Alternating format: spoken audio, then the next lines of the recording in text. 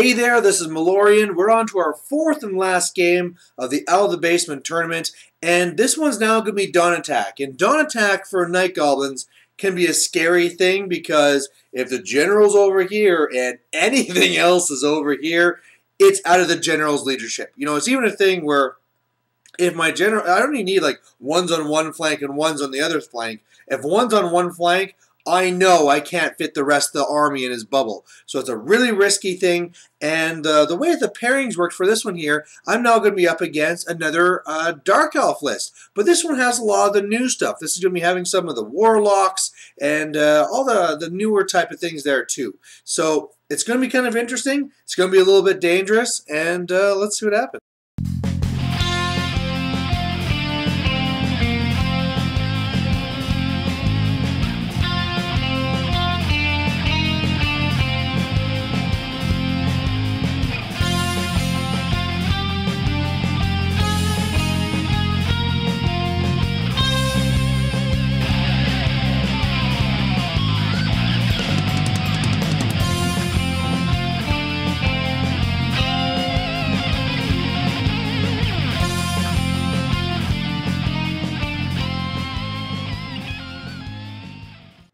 Alright, here we are with the last and final game, and with the Dawn Attack spread, it really wasn't that bad.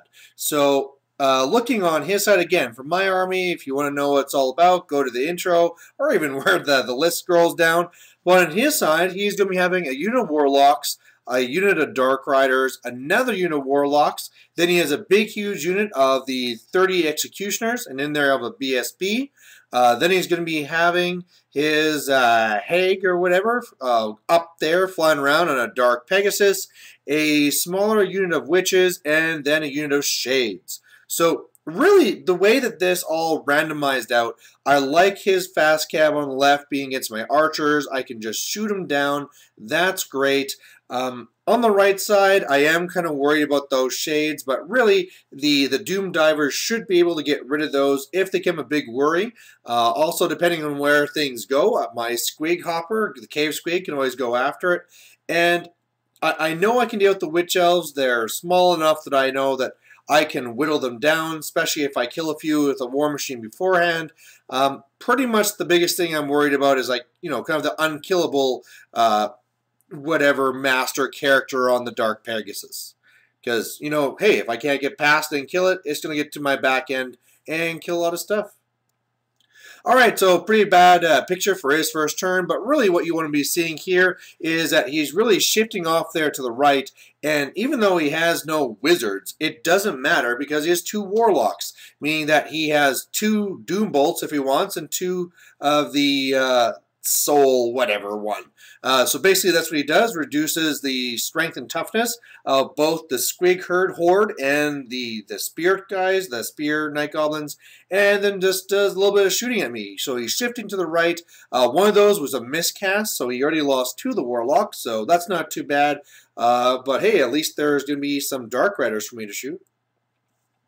So on my turn, one of the greatest things I realized here was the fact that, hey, it can't be the completely unkillable one because this is a new book and that item is gone. So a 3+ ward will be there, but that's a lot better than a 2+ ward. So I go in and shoot it with the Doom Diver. I do a couple of wounds, so he's down to just one wound now, so close. Otherwise, I'm able to kill a couple of Witch Elves, and really, that's it. You know, I'm needing to move up with the Night Goblins, so I'll be having some good range. I'm turning with the Squig, so I'm ready to deal with the combat forces on the right while making sure not to show off my flank to the Dark Riders. And then my Squig Hopper, who just doesn't want to die for free, is moving back and out of the way. And yeah, I haven't been able to deal with the Shades yet, but it's looking okay. So on his turn, he's kind of putting on the pressure here. The Shades are already on my flank, and they shoot off 2 wounds from the Rock Lava. He has the Warlocks right in my face. He has that Dark Pegasus in my face. The combat units are up there. The fast calves there on the left. And his real target for this one was actually my bunker, which is a really good move. Killed a lot of it. And because, of course, like I've said before, for a Night Goblin army, if your general dies, it's game over. Everything's going to break and fall apart. So I'm really worried there because I'm not in a good position where it's really nice to having the Squig Horde in the middle as a solid combat unit, but you can't join it with characters. So if your initial bunker fails, it's hard to go anywhere. So looking at this, my biggest threats I need to deal with is I need to have that Dark Pegasus gone, the Warlock gone, and I'd like to deal with one of the fast cav units as well.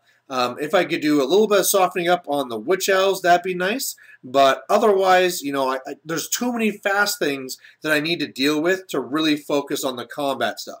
The nice thing is that hopefully those Warlocks, the two, will be just dealt with the Cave Squig jumping up and beating them up. So unfortunately that Cave Squig decides not to go very fast, so that kind of sucks. The other stuff does go okay. On the left side, I kill 4 of the 5 Dark Riders, and the last one's going to run, and I'll just say now he's going to eventually run off the board. The Squigs, or the Night Goblins on the far right, decide to squabble, so they're doing nothing this turn. I was able to shoot down some of, well, first of all, shoot down the Dark Pegasus, and then kill some of the Witch Elves there, so that's really nice.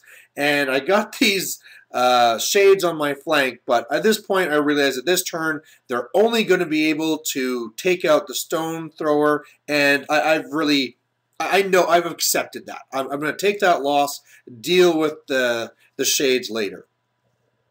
So on his turn, he's going to charge in here with the Witch Elves. And I mean, Witch Elves are scary things. They have lots of attacks, blah, blah, blah. But they also die by the droves. And so all these little stabby attacks are really going to hurt them.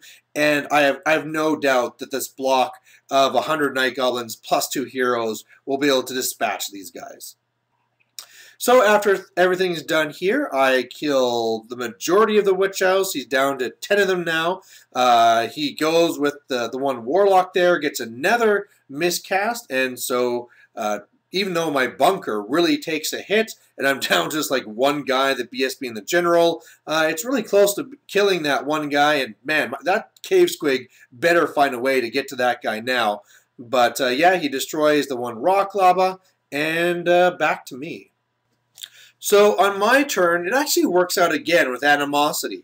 The Squig Herd fails their Animosity and has to charge the Warlock. That goes and he takes off and he flees. And what that does then I can now bounce after it with the Cave Squig, catch it, destroy it, and now he's also there to redirect the Executioners. So that's all really good news. Over on the left, I do some shooting at the Warlocks over there and kill a few of them.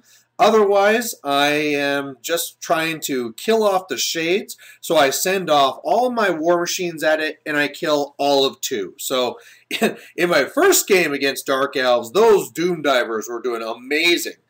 This game here, not so much. Scattering off, just rolling like 1s for a number of hits. So I really was hoping to at least cause a panic test on the shades, but unfortunately that's not to be, and at least after the combat here I can see that they won't be able to charge past. In the actual combat I decided to net myself, but overall I'm still just grinding them down.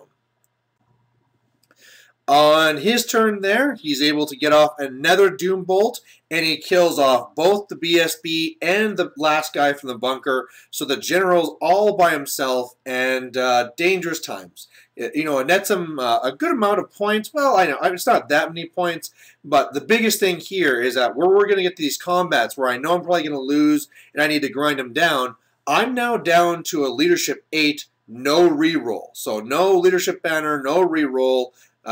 Scary times. So what happens here on the right, which is kind of complicated, is the shades just go there and they, well, first of all, they go and they charge my Cave Squig. We're talking about the Executioners now. In there, I'm going to issue a challenge. He's going to do 2 wounds to me, and then I'm going to break and I'm going to get away. So that's great. I save all those points. And then he's going to overrun into the combat, which is kind of what I was hoping to avoid, but he was smart and lined it up. In that combat, he really beat me up. I killed off the rest of the Witch Elves, but at this point here, it's not too bad. I made my Leadership 8 stubborn test, and now I can send my Squigs into the flank to really chew these guys down. Meanwhile, the Shades just kind of move up slightly, or maybe they just stayed there, shot at the other rock lava, and did 2 more wounds.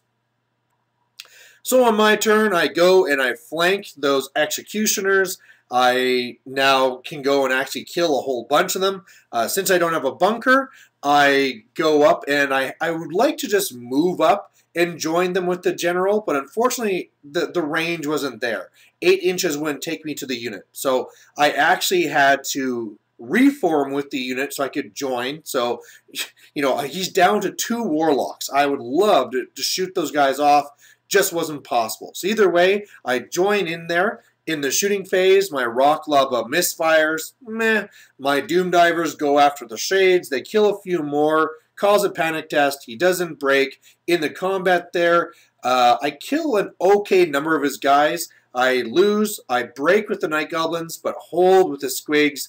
And at least at this point here, with him already losing more than a rank, I know I'm going to be beating those Executioners, but now that block of 300 is about to be lost. So on his turn, it's a pretty easy thing where all he needs to do is charge with his Shades and destroy that whole block. So that really hurt. The Warlocks came back and they did a Doom Bolt into my Doom Diver. Again, leaving it on 1 wound. This is the 3rd time that he's gone for trying to take out a War Machine and he's left it on 1 wound. So lucky and good for me. Otherwise, my... in the combat there, really killing those Executioners, kicking their butt, really loving how that's going, and hopefully I can finish them off soon so that they can deal with these other threats. So on my turn, my rally Cave Squig bounces to the back of these guys, and I'm like, yes, Cave Squig is going to have some great heroics, until I learn that these guys have great weapons. So with the great weapons, he's able to kill me easily. A fireball from my fireball ring kills the last of the Warlocks there. And in combat, I kill all the Executioners, and it's just the BSB. And I believe it was either a draw or a 1-by-1, but either way, he's still there. So on his turn, he charges here into the rock lava, and it's as good as dead. And after this is all done, of course, he kills it, overruns to the Doom Diver. And what I'd love to do is to kill this BSB and turn and deal with these guys. But, yeah, that's not how it worked out. He did 3 wounds to me. I did nothing to him because he has a 1+ rerollable save. And in the end, he actually won combat. And again, luckily, I make my Leadership 8 steadfast test. Otherwise, hey, I could have lost that whole unit too. So on my turn, it's pretty simple. I try and charge in the Night Goblins. They fail. I didn't feel like moving the whole thing, so I just put it there. I do kill the BSB, so I kill that. He kills a 1 Doom Diver, and that's the end of the game. When we add it all up, I mean, all I have to do is be up by 1,000 points, and I get the win. And really, when you look at it, I pretty much have it here. The only thing he has left is the Shades. And I have enough other points here from killing the general and the rest of it to get the win. So there you go. It was a win. It was a bloody win, but it all worked out in the end there. It would have been a lot nicer if my bow goblins were able to do a little bit more. And it's one of the things where I was kind of thinking back, would have been better to have both units be completely hordes of the short bows, and probably that's the right way to go because they're going to do more damage in this type of meta with those bows, but we'll talk about that stuff later in the summary.